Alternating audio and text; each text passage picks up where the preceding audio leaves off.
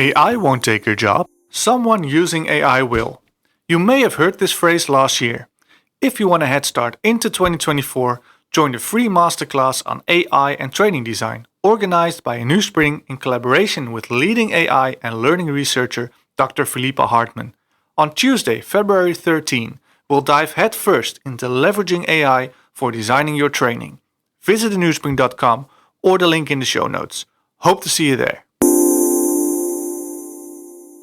Curiosity, resilience, brain health, compliance, equity, diversity and inclusion, learning styles, AI literacy, retrieval, augmented generation.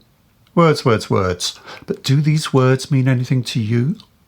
Do they raise any emotions? Excitement? Boredom? If so, you probably work in learning. And that's what we're talking about in this episode of The Learning Hack, the language of learning. Welcome to The Learning Hack, a podcast about the people and technologies that are creating the future of learning. I'm John Helmer. Now guess what? Learning is cool. Learning is cool. I'm learning. Learning is fun. Knowledge is power. Knowledge. Education.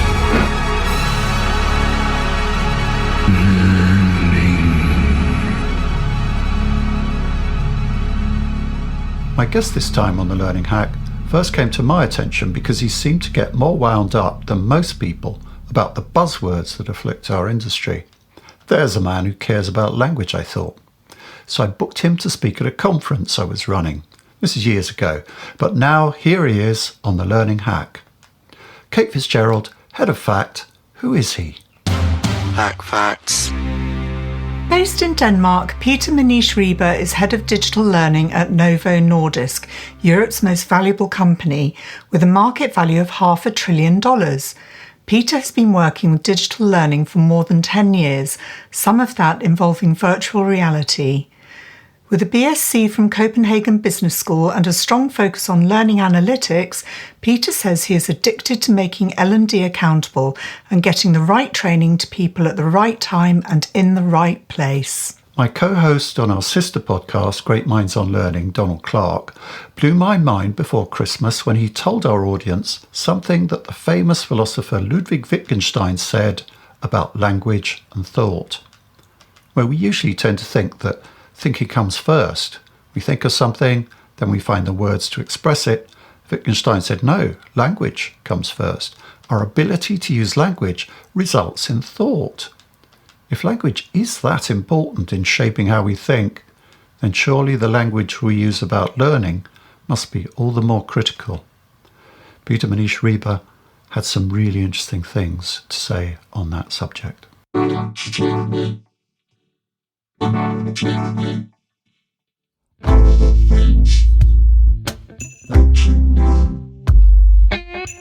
So hi, Peter Manniche Riber. It's great to have you on the podcast and welcome to The Learning Hack. Hi, John. Thank you for having me. I'm excited to be here. Good.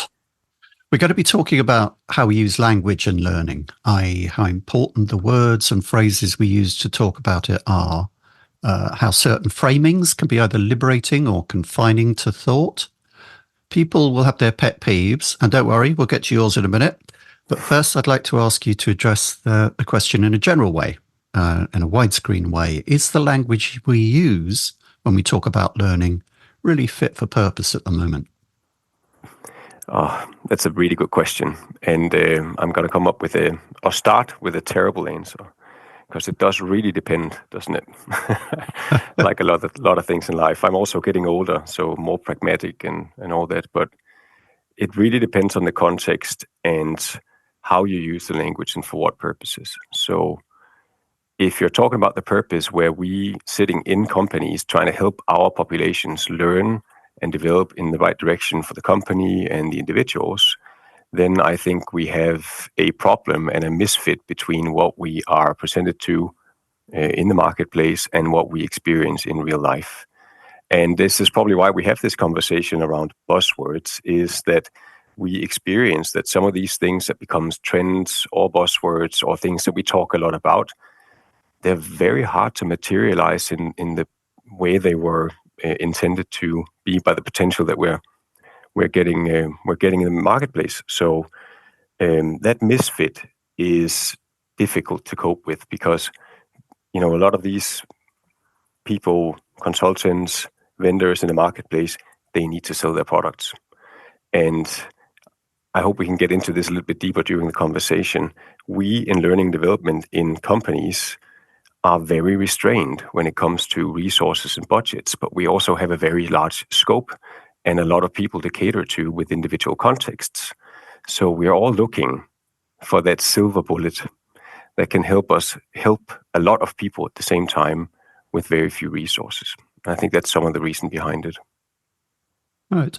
So it sounds from that answer that you've kind of got the vendor market slightly in your sights there. And we know that vendors are terrible. I've worked on behalf of a lot of vendors as a marketing person.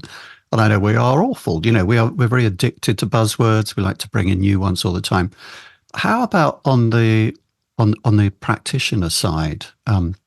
We do see this thing where, you'll have an abstract noun will come up and everybody will kind of run after that. These things like, I don't know, without being too controversial, curiosity, diversity, resilience. These things come from the practitioner side. Is that healthy that we're so addicted to this furious kind of trend hound behavior almost over certain abstract nouns? Is it helpful? To some extent, I think it is, because it's also both from the vendor side and the practitioner side driving the, development, innovation, thoughts around how we can do better forward. So I think we're very good in the L&D space on both sides to think ahead and think of potential. How could it be? What could we do? How could we apply technology? How could we apply a new line of thought based on what we see to fix some of the issues that we have today? But you have to think of, on the practitioner side, we're also in learning development a little bit of a sales team internally in a company, because we don't have that seat at the table. We are not the production line where if we don't deliver, the company will, turn over. We won't be making business and pay out salaries next month if that doesn't work. But when it comes to learning and development, next month, if we're not there, how is that going to impact the company? I mean, we can all in thought say that's not a good thing because development is super important. We know that from research. We know that from all of our feelings around what's important, and people want to be developed. But bottom line is we don't have that seat at the table with that strong voice.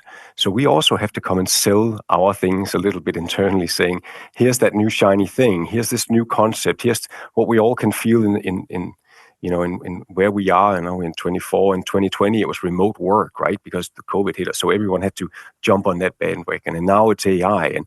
And before that, it's been other things. And I've actually tried to put a list together for our conversation today to figure out, talk about some of these things that arrive with time. So we have to jump on it as well to sell it internally to get, our things done, and also do some of the, the things that we think will help our population. So we also have to sell it internally. So I think that's kind of the game. Yeah. And we look to the vendor market and see what's possible. And some of it's snake oil, and some of it isn't. There's a lot of great people working on the vendor side and vendors who are doing a terrific job providing us with solutions and products and thoughts that we can really use. And then there's some there aren't. I guess that's the same for any marketplace, really. Okay, so let's get to your list. I feel you're itching to get to it. Let's have a few of the words and terms that really get your goat. Yeah. A bit of background for the listeners here. Several years ago, I booked you for a conference session with a friend of the podcast, Carl Chrysostomo, which we called If Memory Serves, and here goes our podcast clean rating, buzzword bullshit bingo. No doubt things have changed a bit since then. And it sounds to me like you kind of, you perhaps lost some of your youthful edge with this. But in a similar vein, what are the buzzwords around at the moment that you feel are the most misleading and unhelpful? It sounds like you've got a long list. I was going to say top three, but let's start with three maybe to keep it manageable. I'll try. Yeah, I am losing my edge a little bit. I think it's part of getting older. But I'll try and keep it up for now for our conversation, because I think it is important to be on the edge sometimes to get a message through. So, looking at historically what we've done in L&D and what we talk about every year, there's conferences, there's top 10 on CLO's minds, right? What we talk about and what we do. And if I had to pick a top 3 of all these things, I think I'd probably, we've been talking about that before in other contexts, but microlearning is one of the ones that I think exemplifies very well how you can take something super, super simple and make it into a very fluffy, buzzy thing that everyone needs to jump on and think, oh, this is amazing. This is a term that will all turn around the way we practice L&D. So that's definitely one of them. The other one could be number 2, maybe. I'm not going to prioritize. I'm just going to take 3. Learning in the flow of work is also interesting to me, because it covers something that's happened forever. I mean, who hasn't been learning in the flow of work? And I know it's the perception of that we as L&D people should cater to that process, saying, how do we support people with something in the flow of work? And we've been doing that forever, and in different various contexts. It's called performance support, it's called other things, but learning in the flow of work just really sounds like something a consultancy would sell, and not something that you could talk to an employee about in the company you work in. It's just a little bit too fluffy in my opinion. So that's the other thing. And so the third, the third one is difficult, because some of these terms are really used in contexts where there's amazing versions of them if you interpret them the right way, and then used in a terrible way, they could be they could be different things. Okay. I think one of the other things I'm constantly challenging, probably top 3 here. So now here comes number 3, is the digital transformation term. Oh, interesting. It's used in so many different ways for so many different things. And I just don't know, the use of that in learning and development is interesting, also compared with how we're doing it and what we've done with digitalization over the last 25 years. Okay, should we go to drill into those 3 a bit more? First of all, micro-learning. Can I give a really kind of cynical take on that from my vendor perspective? That there's always been this big problem with, if you work in a vendor tech learn company, especially kind of custom content development, which was a lot of my life's been spent with. Typically you have a kind of 20, 30 grand project, and all the salespeople sit around on Monday morning at the meeting and say what they've managed to sell. And, contracts get deferred, they get pushed on, and this makes your kind of revenue flow very lumpy. Micro-learning to me seemed ideal, because suddenly you've got something that costs a lot less. And a salesperson can sell that. Also, you become a new prospect. There is this terrible phrase that salespeople would use, which is, we haven't got them to spend any significant, talking about a client account, haven't got them to spend anything significant as yet, but we managed to sell them a bit of micro-learning. It's blood in the water. Fair game. I mean, people say salespeople are sharks. Not true at all. But I mean, the use of that phrase is kind of, when we're talking about language, is kind of indicative. So I'm wondering to what extent the sort of, the P&L and cash flow constraints and needs of the vendor market tend to drive some of these buzzwords. And I always suspected it's sort of like that with micro-learning. From a buyer perspective, what do you think about that? That's really interesting and human, and the way the world works. Yeah. And then I guess it's up to us, the buyers, to see through that or do our homework. And I think some of the reason behind, I'm not sure that's completely correct, but this is just my perspective of how this arrived, is instead of having these big clunky courses, online courses, long e-learnings, longer learning interventions, it would be ideal to break them up because people would be able to digest it on the go or easier on minor chunks, and that would make the learning experience better than pulling them through a long thing, which is a really, really interesting argument. So instead of giving them one long, poor experience, you'll give them 15 potentially poorer experiences with,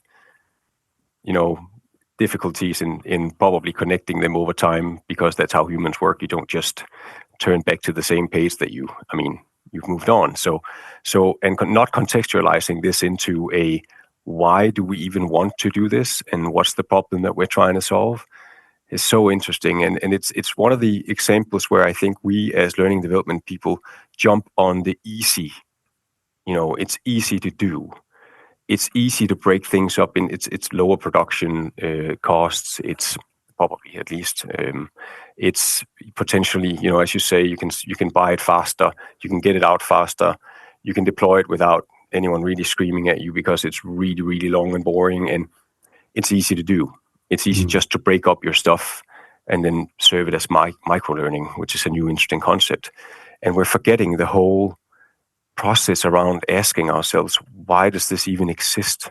If it's super long and boring, why don't we take a look at what the problem is supposed to solve is, and then design it the way that it excites people and motivates people if they need that or something different. So do you think micro-learning kind of imposes a false binary, long bad, short good? To some extent, but then there's other ways of, micro-learning, if you want to put that into a category, you could look at TikTok, you could look at YouTube, you could look at other things where you could argue that would be micro-learning. Well, it's also just a TikTok video or a YouTube video, right? Why would that be a micro-learning experience? I think that's our learning developments kind of need to label things to justify that we're part of it. So no one cares at the other side, the receiving party, the employee, does not care about whether this is micro-learning or something different that we've labeled it. They don't care. This is a video that's supposed to be about a topic that's, supposed to make me better at a thing I want to get better in or need to get better at. So it doesn't matter to them. I'm going to kind of argue against my initial cynical thrust there and say, well, there may well be some, I'm not an expert in learning theory, despite having a podcast on the subject, but there may be some good reasons in learning theory why, the kind of more bite-sized bits of learning actually have a kind of utility that we overlook with the long courses. Also, if you fit this into the context of the working day and how difficult it is for people to get long periods of time to concentrate on one thing and to time box, trendy phrase, micro-learning fits in there really well. So in terms of context abuse, which is always a kind of consideration for any type of product design, micro-learning perhaps is doing something and people are getting learning there in ways that they wouldn't normally. But of course, this relates to the learning in the flow of work thing. You want to talk more about that? Because we've had Bob Mosher on the podcast and various other people who've stood up for the concept of learning in the flow of work, particularly as regards this shortage of time and working context and so on, and other bits of learning theory. Would you like to unpack your objection a bit? Well, I'm not objecting to the good intentions that Bob or other people would have to keep this concept in play, because I think they've got really good intentions, and all the reasons behind keeping it in is great. It's just the conceptualization of a thing that has always been there.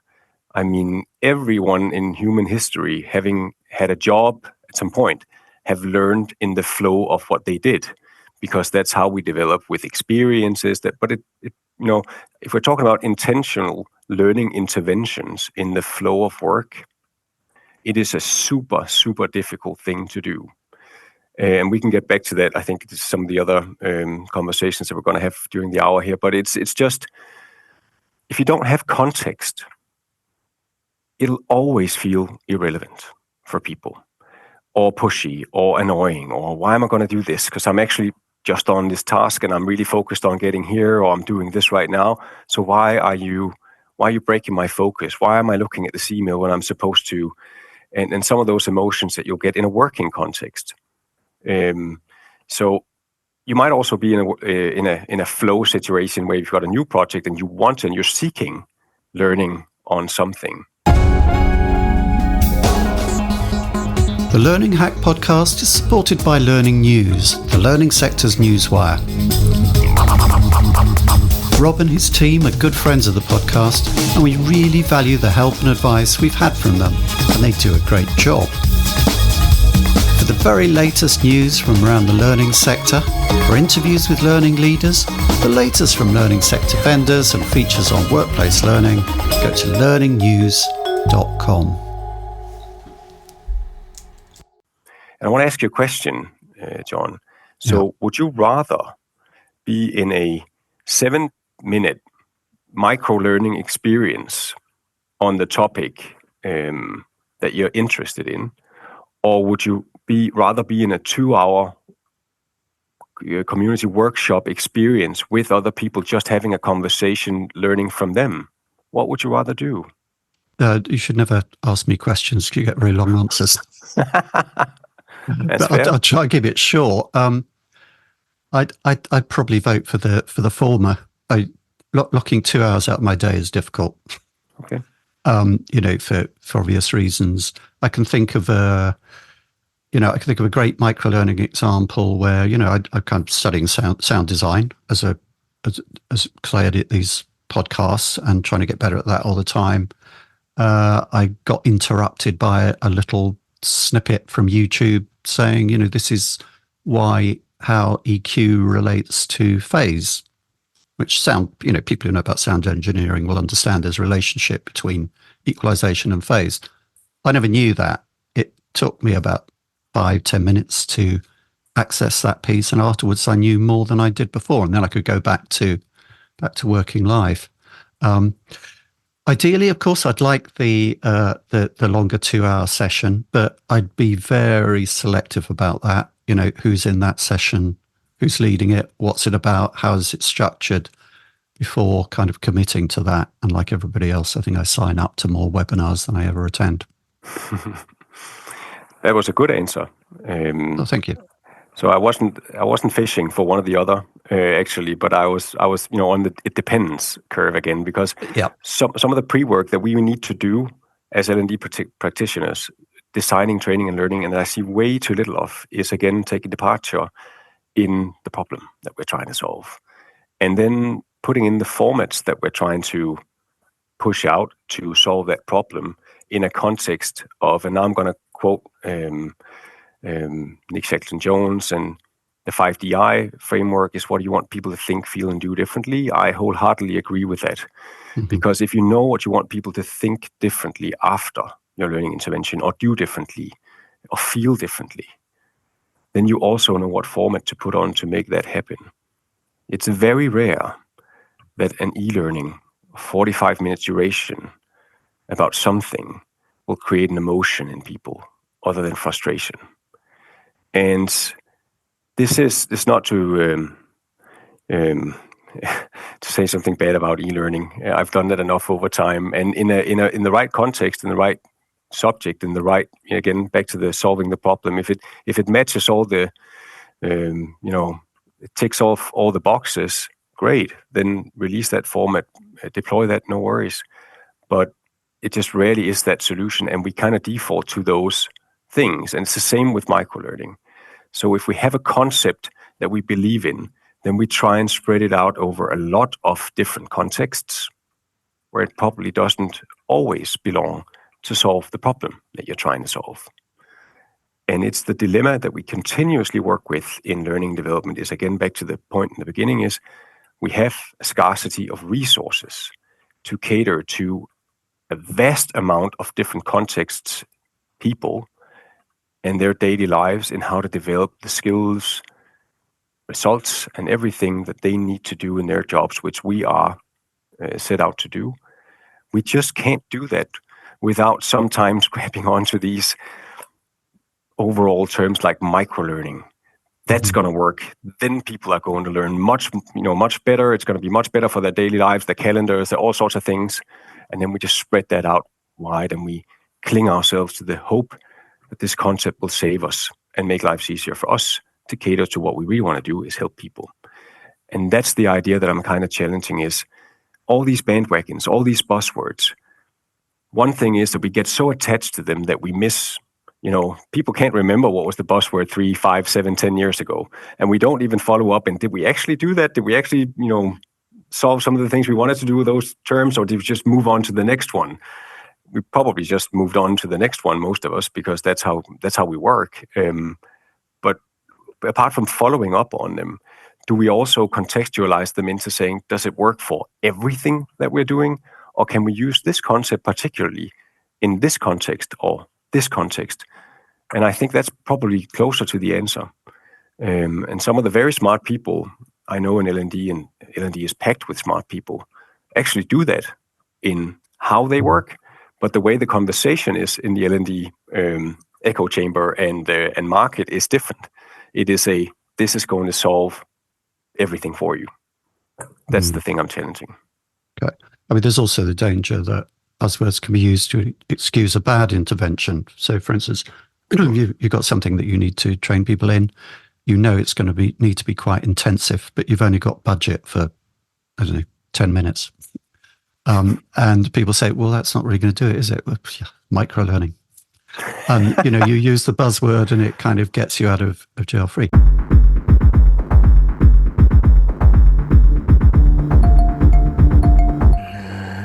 I think we should move on to your third one. Digital transformation. It does escape our minds, right? That's interesting because that's quite a large-scale thing, isn't it? That would be done at a strategic level. Now, what is it exactly is going wrong with that, do you think? Yeah, I've talked to some very smart people about the term, and actually there's a Danish guy who has a podcast about it, and he's super smart, and he's actually taught me some things about what this term really covers, and what I should probably ramp up on my knowledge around it before I challenge it. But I still don't. This is a term that we use without knowing what it really means. And we use it on a strategic level, and we use it to install our learning systems and platforms, which is then being part of a digital transformation, mobile first, or whatever it is. I mean, digital has been here for a long time, and consumer-wise,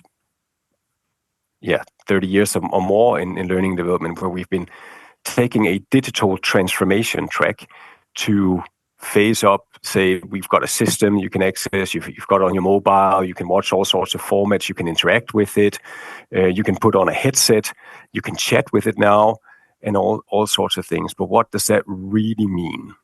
And how have we really performed when it comes to that? Because, and I don't remember if this was a Churchill quote or Mike Tyson or someone else, so please excuse me. There's a little bit of a difference between the two. Quotes are usually one or the other, aren't they? Yeah, exactly. It's probably not Mike Tyson though, but it's great. Things are amazing. Concepts are amazing until they get punched in the face by reality. Oh yeah, that's Mike Tyson. Mike Tyson. He did adapt it from an earlier boxer. Yeah, I had to research that just the other day. And okay. Yeah, everyone has a plan until they get punched in the mouth. That's the one. Thank you. Yeah. And some of this around digital transformation, you present that on a slide and no one will really know what it means. So what does that mean for learning development? Does it mean that we are evolving with the tools that we are using, the platforms, the technology? Is that the transformation? Is it with people and how they use technology? Is that transforming and how are we adapting to that? So what are we really meaning when we're saying digital transformation is top of our mind in learning development? I don't know. In 2021, it was one of the most used terms in learning development, digital transformation. But we're still caught up in legacy systems in a lot of companies that doesn't represent any modern digital transformation. We still have workers all around who don't have access to devices in their daily work, can't interact with all the nice and cool things that we're putting on the shelves. And we're just not thinking of the consequences of keep modernizing these things within digital transformation and talking about that with some of the hygiene factors not being there. And it frustrates me a little bit when I see some of these things. The other thing that frustrates me is, and this comes from features and new widgets and stuff that you can put on learning technology today, and you can add to your platform, or you can do this and that. And I know, again, it's a premise. They need to sell their product. I get it. I totally get it. But most of the time, when you dig a little bit deeper, it is not thoroughly worked through. And I know a lot of these vendors in the learning market are also under pressure and a scarcity of resources. They're not Google, they're not Apple. They can't put a million people and hours into developing their features. They have to develop something now because the market says so. We need to sell the product, so we integrate with it, and then we call it something.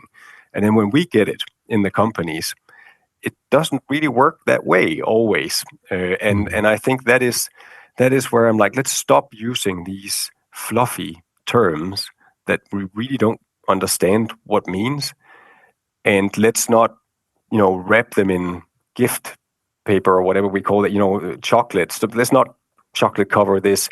Let's talk about it as it is, so that we understand each other. That's probably more the challenge here that we usually do. Isn't that difficult sometimes, though? I mean, often you feel digital transformation. We're going to have a digital transformation program. It's kind of code for, oh my God, we're falling behind. You have competitors who have this new stuff, or they're in a new market, or like we see this with kind of traditional media going online because they've got kind of competition from social media platforms. You see this with kind of newspapers trying to keep up, and then kind of film, video, and the streamers and so on. We're all in a kind of constant process of digital transformation, really. But organizations perennially, and quite a lot nowadays, will think, oh my God, we're falling behind. We have to do something. We have to have a big kind of initiative that we can give a name to, that we can get some budget for, to upgrade the computers. Yep. Nobody's got the kit that we need, and so on. We need to kind of maybe change. We got to fire a few people, and that gets wrapped up into digital transformation. But one of the things that always confused me about it was where you would see people say, we're going to give you some examples. Here are 5 examples of digital transformation projects that have worked. And I think, well, does that mean it's over? We nailed digital transformation. Yeah. Okay, we did a program that started in 2019, finished in 2021. We completely transformed digitally in this organization. Okay, then ChatGPT comes along. Do you need another digital transformation program? Or no, we've done that. We've transformed. We don't change anymore. I mean, really, it's a constant thing, isn't it? Yes, it is. It is a constant thing, and it is super interesting because it can cover so many things. And we do need to, we have it as well. I think the intention behind digital transformation and portraying it as something we need to take seriously is good, because we do need to keep up internally in companies, on the marketplace, everywhere. These technologies are coming in, and we do need to relate to them, and even better, try and work on them with them to do us a favor, to make life easier for us or the people that we serve. So that responsibility, I think, is super important, and that intention is really, really good. But when you wrap it into digital transformation, as you say, it's not over, it's a continuous process. It becomes that fluffy buzzword that no one understands. And an employee somewhere on a product line, if I start talking about digital transformation, they will zone out immediately. No one knows what it means. Mm-hmm. And is that me picking up my phone, interacting with this system, and then I do, and this easier for me than before, and no one knows. So you have to really nail what the details and the problems, and also look back at it. Was this actually better than it was before? So if we look at one, this is a wonderful example. It's not my example. I'm not stealing this, but I'm borrowing it from a guy called Dennis Nørmark, who is a Danish author. He's looked into some of the effects of digital transformation and digitalization of things. And so when I go and, deliver my youngest at the kindergarten, we now have to check them in on an iPad.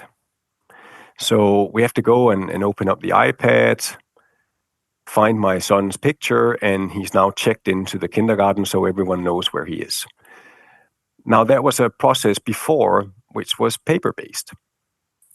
I just went over and there was a list, and I wrote his name, put the time in, and that was it. So that digital transformation cost a lot of money to set up that system. There's security, data security. There's all sorts of people now working on this solution. And it was done to make it more efficient. But actually, there's more people working on this than there was before. And the data behind it is not being used anywhere, obviously, because that my son was in kindergarten. I mean, it doesn't really change a lot. And the argument is that now we can staff better and more accurately in the kindergartens, but that doesn't change. I mean, the budget doesn't change because of these numbers. So that's a really interesting example of where digitalization might not have made a lot of sense. But when we talk digital transformation and you say the feeling of being behind, that carries a lot of the development without asking, is this actually necessary? Do we need another learning platform that can do this slightly better? Or should we think of this whole problem that we're trying to solve differently and maybe not only default to digital? And this is, again, we're so breathtaken by digital opportunities and solutions that we probably don't think a lot about, is this worth it? Or is it actually needed in this space? And you could look at that with virtual reality, augmented reality. You can see it in the AI space a lot right now, where some people are very, and we don't listen a lot to them, but there's some good people on LinkedIn and other places who's like, should we just stop and think for a while and see if this actually, applies to this context, or should we just jump on the train and then just apply it everywhere for everything and see what happens? It's interesting. Before we move on to other questions, and I did want to talk about AI a little bit, inevitably, are there, that we've done your top 3, are there any others you'd like to kind of give a mention to quickly, bubbling under maybe? Well, again, back to the intention behind it and all, that's great. So gamification is one of them that we've been talking about a lot. And now not so popular anymore. We're not talking a lot about it, but there was also, in the heat of the moment, everyone needed a badge or something else for completing stuff, and that was hot. And in interactivity in e-learnings, where you can now turn around boxes and you can make them fly and fit and all that stuff, and quizzes at the end is also kind of lost on the radar, but was very popular at the time. And gamification is actually a super powerful thing if you use it right. Again, back to the context. But that's one of them where I'm thinking that was, probably not used in the right way, and died a little bit. Other things could be around adaptive learning, how we use that. Lifelong learning as well. I mean, who's not learning lifelong, and what does that mean? And intentions behind taking people on, onboarding them in your company, and then thinking about their whole journey inside the company and where we want to take them and until they leave, potentially for retirement or somewhere else, is a great thing. I mean, we should do that more. But calling it lifelong learning is just fluffy. Yeah, that's the fluffiness. It's the fluffiness.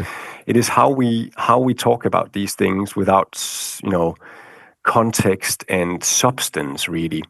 And it might just be because it's on LinkedIn that I see most of it. So it's not a substance social media thing, but that's not completely true, because there are a lot of great people really posting some amazing things with a lot of substance in it. So more of that and less of the fluffy stuff. I want to move on to the obligatory AI question, obligatory in every single podcast nowadays, but I think it's totally legitimate to bring it into this discussion because talking about AI, for most of its evolution, it's been about maths. But since the explosion in generative AI last year, it's now something that we can interact with through language that all of us have to varying degrees of proficiency. How do you see that affecting the way we use language in learning? Obviously, it's given us a great potential benefit, as you mentioned, a lot of people talking about it. Get on the train now. And you'll know the sort of people I'm thinking about there. It gives us that benefit because more of us are proficient in language than in maths or coding. But what effects might this expanded accessibility to AI have in learning, do you think? And the way that we talk about it? That's a really good question. And I think this is a more powerful wave that we've ever seen before because it's driven by a product, ChatGPT, that came out and really really surprised the world on how the quality of how it worked. I mean, I think we're all taken by that to some extent. And now comes the after waves, where we can see some of the limitations and some of the potential data issues, ethical issues around it, and also all sorts of other things that's coming in the secondary waves. I actually think it's quite interesting that they chose to just release it without asking anyone about copyright, and then taking those battles afterwards, because they wanted probably the world to see how magnificent a product it is. And it did really take us from next to nothing to a whole different level. And we in L&D did talk about AI and machine learning years ago, in pockets. I know Filtered's been working with it for quite a while. Yes. Algorithms and how to sort your content, for one, is to how do you tag, how do you filter, how do you manage your content better with machine learning algorithms running through relevance questions, stuff like that. And artificial intelligence coming up with replies and answers to deep neural networks and other things. So it's not completely new, but now everyone has to relate to it. Yes. And I'm just seeing different waves now. There are very smart people talking about how we can use it in pockets right now for various different use cases. And there are companies making things on the vendor market that I've seen that makes a lot of sense, which will either be easy or very difficult to implement because for different reasons. And then there's the whole third thing. I'm not so worried about it, because I actually don't see it a lot, but AI content is really bothering me quite a lot.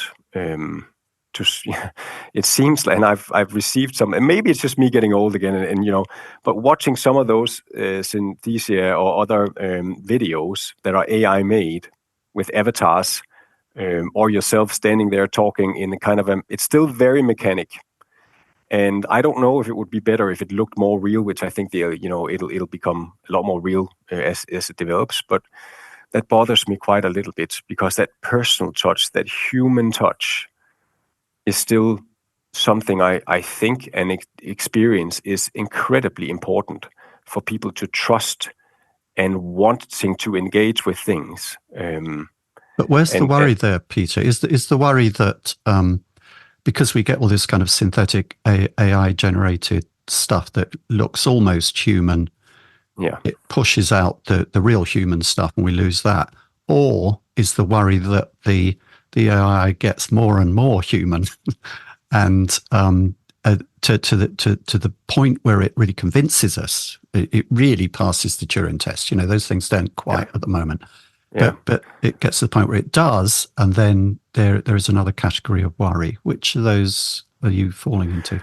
I'm actually not worried about I am super worried about both, but it's on a different premise. And it's back to the whole point of everything I've said today, is if the content doesn't origin or come from a problem or an opportunity, something we want to solve, something we want to improve for people or companies or whatever we want to do, but we want to improve something. That is the whole premise of learning and development, is to help people learn and develop for their own good or for the company's good. So it's all about that. And if there's nothing that we've defined that we need to solve, and we just keep, thinking about, well, we've made this new process, everyone needs to be informed about it, let's just have the AI make the materials and send it out in the best way. That's not going to solve the whole premise. It's not going to do anything different, but make the delivery easier for everyone. So that is interesting. I don't know, and we'll have to talk. You'll have to talk to. That's kind of what Egler Vinascator was saying. The product and the problem. And I want to argue against that slightly and say, isn't that always the case with technology, that it comes up with solutions to problems that we didn't have? I mean, what problem does TikTok solve? That's a really good question. It doesn't solve a problem that we were all wandering around saying, oh God, if only there were a type of social media that was really addictive, really short form, and then I could do while I was kind of, on the loo or waiting for a bus or whatever. No, nobody had that problem. People in the 19th century got along perfectly well without TikTok or iPhones for that matter. Technology changes the world and it gives us great affordances, I think is the word. It's an interesting word, affordances, because it kind of glosses over particularly this problem that technology gives you stuff that changes your life, but it doesn't necessarily solve a problem because you didn't have a problem that is solved by that thing. True. So that's in the eye of the beholder, right? So did Facebook solve a problem? Does TikTok solve a problem? Or other products that come in? Does the learning management system really solve a problem? Or does it chase an opportunity? So I think someone saw an opportunity in something, and then they said, hey, we can put some things together here that would make that opportunity come alive. And then not thinking about some of the butterfly effects, or thinking about it and just not caring, but some of the butterflies effects around, so what's going to happen when we do this? What's going to be the change in effect? And maybe we didn't know, but how can we calculate that?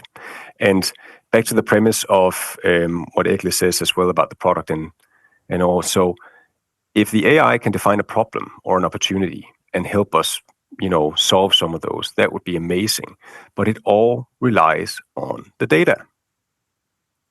And as you probably know, and maybe if you've discovered that previously, and I know there's other people talking about it as well, the quality of data in the world is not always amazing, and especially also inside companies. And there's also very, very good ethical reasons for not using data for some things, right?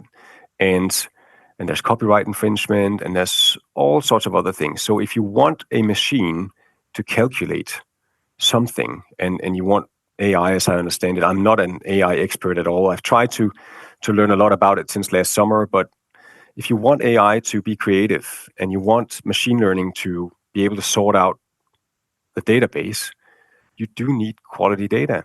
And if you're acting on biased data, that's a big problem. If you're acting on insufficient data, that's also a big problem right now, at least.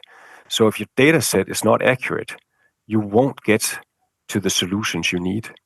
And some things in life, and this is probably me getting old and a little bit soft, some things are not tangible to that extent yet. So if we're dealing with humans and behavioral change, it's not always that we can just attach a machine to that based on the data set we have, and then that will solve the problem, because we are humans. Maybe someday AI and machine learning and all those things can predict human behavior. I've seen some interesting studies on that lately. So maybe it can, but I don't think it's still not there. And most of the things that we're trying to change for people, with people, and to help people are still behavioral. And a good old-fashioned analysis of what's the problem and what does it take to solve it. And then AI right now can help us get to the opportunities of how we articulate the problem based on the data that we've had and we've crunched and we've done the analysis. So that's where I think AI can help us really now, is to get quicker to a solution for people and guiding people better based on the data, and being creative around guiding people to things they probably didn't think about in the context of the data that we have. And that's how we're trying to work with AI. I'm not saying it's the right way, and there's probably things I'm overlooking here. I would recommend anyone to talk to Egle. She's amazing. I just don't see AI content right now being the way forward. The world does not need more content, and I am not sure that people are putting the right problems into the machine, letting it solve something. So if it's just an easier way to get content done, stop doing it, in my opinion, in most of the cases. But yes, again, it's not a black and white equation. It's not only twofold. But there's a big worry there about getting buried under a load of mediocre machine-generated content. I think that you hear a lot. On the optimistic side, I suppose the thing is that now that AI is more something that happens within language, we can feel it. That's giving a great acceleration to the development of used to AI. So that's an interesting thing.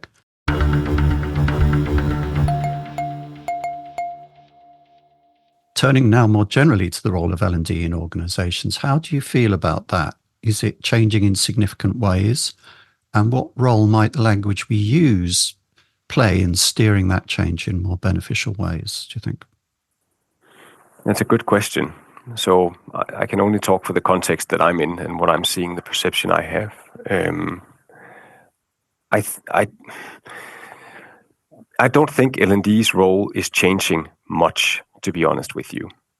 There's other requirements to how we deliver our solutions today based on people coming into the company and their preferences. I'm not going to talk about generational research and set Y, Z and all that, because one, I don't know enough about it. Two, I'm not sure it's problematical completely... area. It really is. Exactly. Let's not step into that.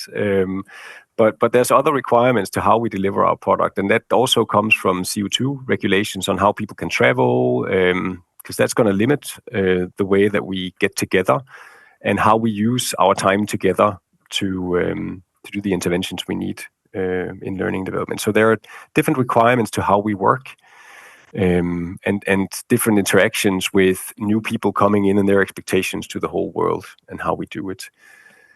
I still believe, I've thought about this quite a lot lately. I'm still getting e-learnings on random topics in the inbox, mandatory stuff that's been developed in the old-fashioned way, the same way it was 15, 20 years ago, signing off on it and then moving on. And I know it's a reality for pretty much anyone I know.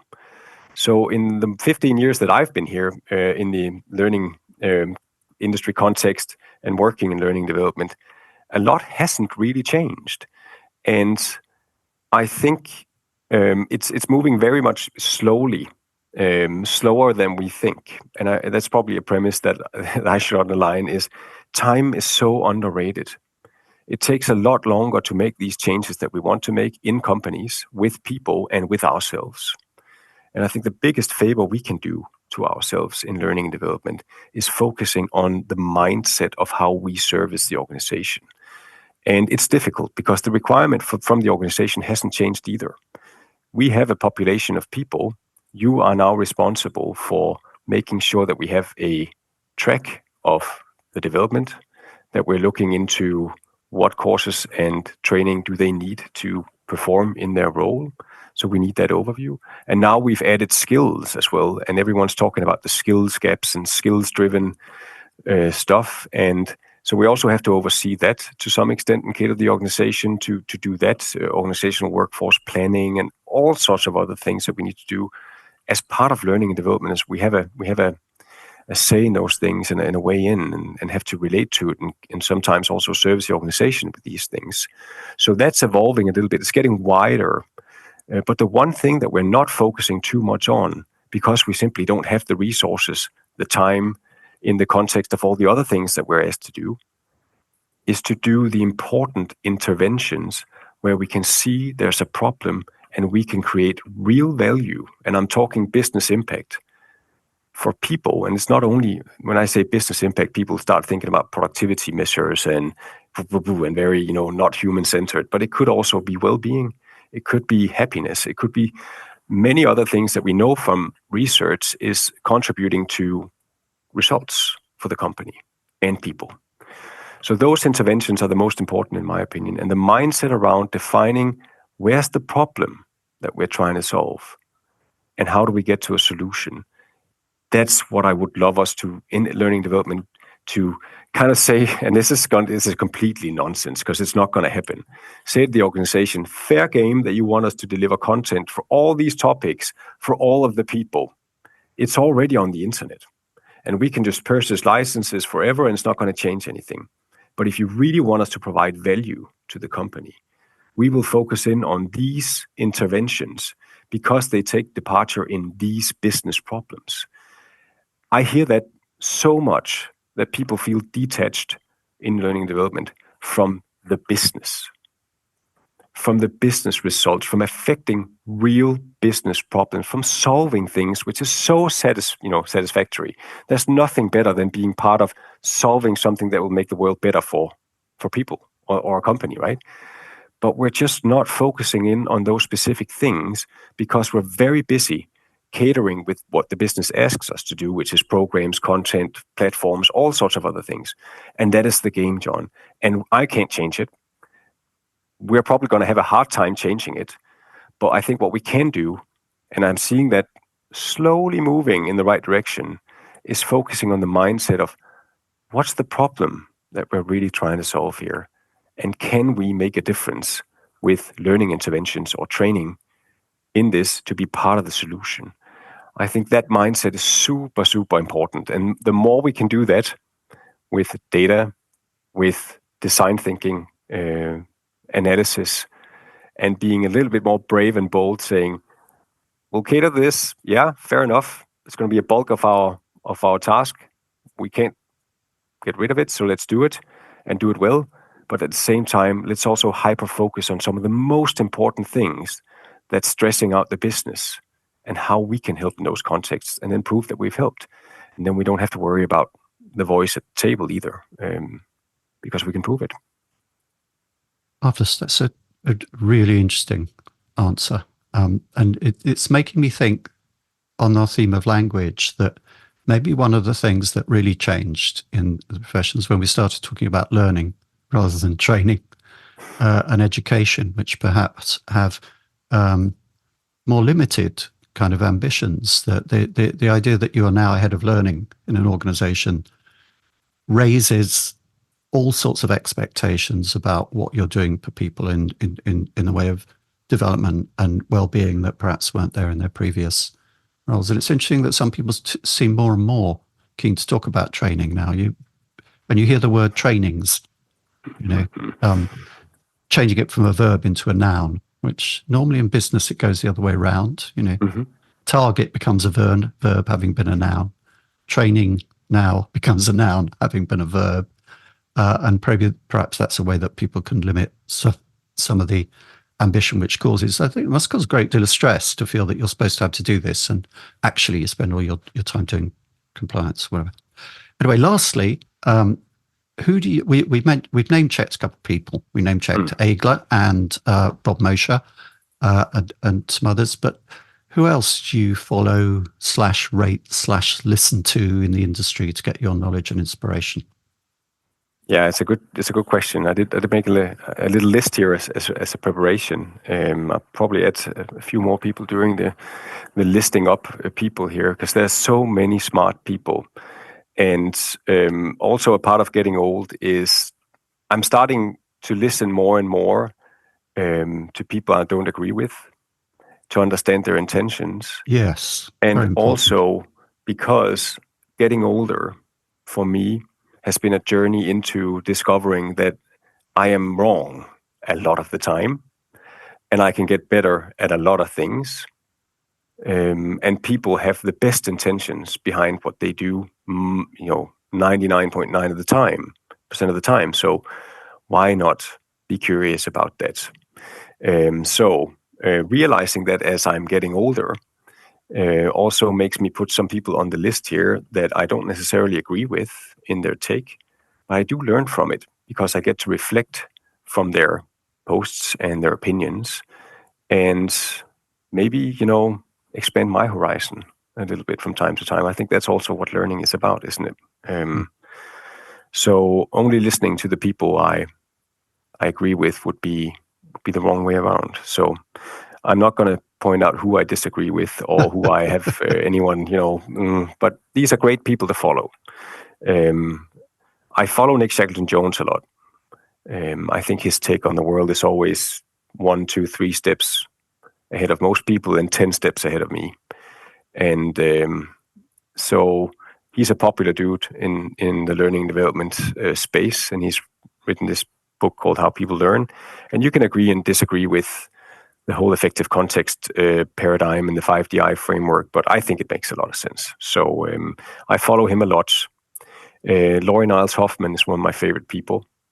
She keeps it real. and she knows her way around both from the company side and the provider side, and offers some really great inputs on reality checks, also the buzzwords. I follow Ethan Mollick around AI. He's not specifically in learning development as such, professor. He posts a lot about AI and large language models, and he contextualizes things into a paradigm I understand, at least. So I enjoy those. Mark Sanders and his time boxing and all the things around machine learning and trying to filtering out the noise of the world. I enjoy that. Detlef Holt from Roche is a great one to follow. He often summarizes a lot of the insights from other people, and that is useful because then you don't have to go to the 40 people. Then you can look at Detlef's post, and then you can get a summary, and then you can start from there, which is really nice, and expand your network from there. So, and Egle, of course, I listen a lot to what she has to say. She's super underrated, in my opinion. And I think she gets more airtime now than previously because of the whole AI that we're all interested in, and she seems to be the renowned expert right now, which I really enjoy. But she is a humble person, and but she is super skilled. I learn from her every day, and then there's a guy called Greg Dieter as well that I also follow, who's an AI expert also in the learning space. He's also really skilled. But primarily, and I'm going to stop now, I know the list is really long, sorry if this is too long, but other business areas. I mean, we can't just keep looking into the learning and development space. We have to look into, data is super important for me, obviously. So we have to look at people who work with data outside learning development and learn from their practices. Data has been a discipline much more wide and great, other, deeper in other business areas like finance, for one. Productivity, follow people there, marketing people. If we have to, talked about that before as well, if we have to, target people at the right time, the right place, we need to know something about them from the data, but we also need the right marketing approach to make sure that we put the right people, the right things in front of the right people at the right time. So marketing people, UI, UX people. And then here comes the final one. Data ethics people. So one of the fallbacks around being in love with AI and data and how to utilize data to give people better experiences is also what data can you use, how should you use it, and what shouldn't you do with data. And also understanding, if you're talking about building an AI engine right now that would recommend things to people, or an AI content creator, or whatever you're doing with AI in your company, consider the data set behind it. So now the large language models have access to the whole world. But is that going to keep on going like that? Or will the people who own all this material in the internet say, hey, no? And that's actually happened a couple of times. I know the New York Times said, hey, no, don't use our materials for your engine. I have a suspicion that that's going to happen more and more, that people would like to own and hold on to their data, either to make money or also to say, no, it's actually our work. You're not going to build on that. So without our involvement or whatever it is. So the data sets, access to data, but also the ethics of what you're using. Is it the right thing that you're doing? I'm also learning a lot from things like that. Thanks. That's a wonderful, long, comprehensive list. And, sorry. No, don't apologize. It's brilliant because I think it's very helpful to people. I'd love we could talk for another hour about the New York Times court case, because I think that is fantastically interesting. Actually, the fact that people are using ChatGPT to get around their paywall that's a real surprise to me that could happen, and throws a completely different. I, as a content producer myself in various ways, and someone who still gets some royalties from a musical past, I'm very much in favour of people being able to hang on to their copyrights. Yeah. On the other hand, I see the opposite point of view as well. You're a person who sees both sides of the question, and I think that's been very interesting. You keep alluding to how you're getting old, but you're mellowing like a fine wine, Peter. And thank you very much for pouring out some of that vintage for us today. It's been a fascinating discussion, and I'm really glad that you could do it. Thanks for coming along. I appreciate it. I think it was a great conversation. And that metaphor I'm going to take with me. I hope I can use that going forward myself, John. Which wraps it up neatly on the language theme. Thanks a lot. That's all on the Learning Hack podcast for this time. Many thanks to our guest and to our sponsors. The Learning Hack is among the top 5% most listened to podcasts globally, according to Listen Notes, we found out. But it depends for its existence solely on sponsorship and your Patreon contributions. If you want us to continue holding these excellent conversations about learning, it's you who said they're excellent, not us. Let's have a chat about your company sponsoring. Or sign up to patreon.com/learninghack. For a piddlingly small amount of money, get transcripts, text summaries, and early access. Keep us alive. Until next time. Stay curious, learning people.